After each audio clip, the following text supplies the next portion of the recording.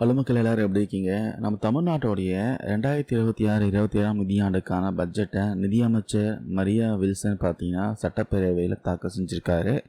இதில் குறிப்பாக school college படிக்கின்ற ஸ்டூடெண்ட்ஸ்க்கும் வேலை தேடுற இளைஞர்களுக்கும் என்னென்ன ஸ்பெஷல் திட்டங்கள் வந்திருக்குன்னு, அதுக்கப்புறம் லேப்டாப்பு, மாதாந்திர உதவித்தொகை, ஹெல்மெட்டுடன் கூடிய மாடர்ன் சைக்கிள், இது மாதிரி நிறைய அறிவிப்புகள்லாம் வந்திருக்கு. பள்ளி கல்வித்துறை, உயர்கல்வித்துறையில் வெளியான என்னென்ன அறிவிப்புகள் எல்லாமே டீட்டெயிலாக இந்த வீடியோவில் பார்க்கலாம்.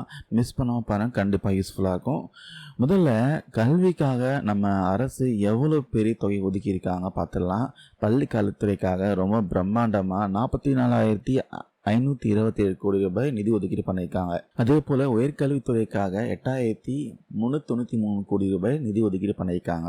காலேஜ் ஸ்டூடெண்ட்ஸ்க்கும் இளைஞர்களுக்கும் என்னென்ன ஸ்பெஷல் திட்டங்கள் வந்திருக்குன்னு பார்த்தலாம். எல்லாரும் ரொம்ப ஆவலாக எதிர்பார்க்குற அந்த வெற்றி மடிக்கணினி திட்டம். இந்த திட்டம் மூலமாக கல்லூரி மாணவர்களுக்கு லேப்டாப் வழங்க 2,000 கோடி ரூபாய் நிதி ஒதுக்கீடு பண்ணியிருக்காங்க. அடுத்ததாக 12 லட்சம் கல்லூரி மாணவர்களுக்கும் 1 லட்சம் இளைஞர்களுக்கும் தொழிற்திறன் பயிற்சி வழங்க போகிறாங்க.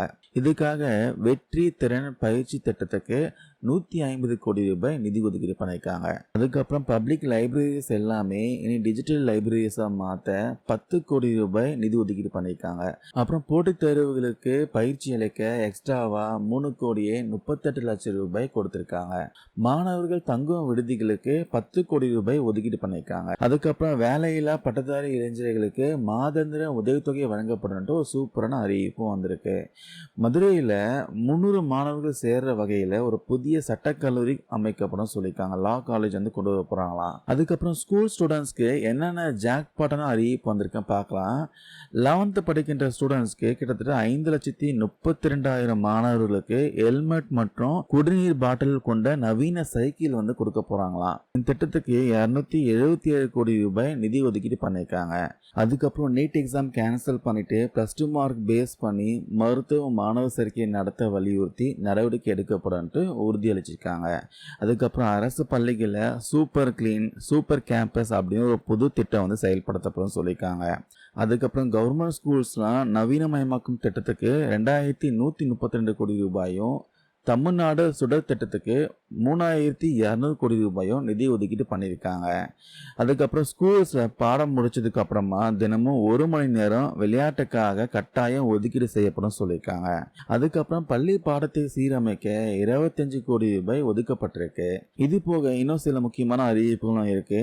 90 கோடி ரூபாய் நிதியில 5 புதிய தொழில் பயிற்சி நிலையங்கள் உருவாக்கப்படும் சொல்லியிருக்காங்க. அதுக்கப்புறம் ஸ்டூடெண்ட்ஸ்களுடைய பாதுகாப்புக்காக ஸ்கூல்ஸ்ல பார்த்தீங்கன்னா போதைப் பொருள் நடமாட்டம் இருந்தா அதை பத்தி புகார் அளிக்க 1052 இந்த கட்டணமில்லா தொலைபேசி எண் பார்த்தீங்கன்னா அறிமுகம் செஞ்சிருக்காங்க. அதுக்கப்புறம் போதைப் பொருள் ஒழிப்பு அமைப்பை வந்து உருவாக்குவதற்காக 7 கோடி ரூபாய் ஒதுக்கீடு பண்ணியிருக்காங்க. ஸோ மக்களே, நிதி அமைச்சர் மரியா வில்சன் தாக்கல் செஞ்ச இந்த கல்வி பட்ஜெட்டை உங்களை ரொம்ப கவர்ந்த திட்டம் எது? லேப்டாப் திட்டமா, இல்லை சைக்கிள் திட்டமா, இல்லை வேலையில்லா பட்டதாரிகளுக்கான உதவித்தொகையா? மறக்காம கீழே கமெண்ட்ஸில் பதிவு பண்ணுங்க. இந்த வீடியோவில் ஷேர் பண்ண தகவல் எல்லாமே யூஸ்ஃபுல்லாக இருக்கும் நம்புறேன். தேங்க்யூ நண்பா நண்பீஸ்.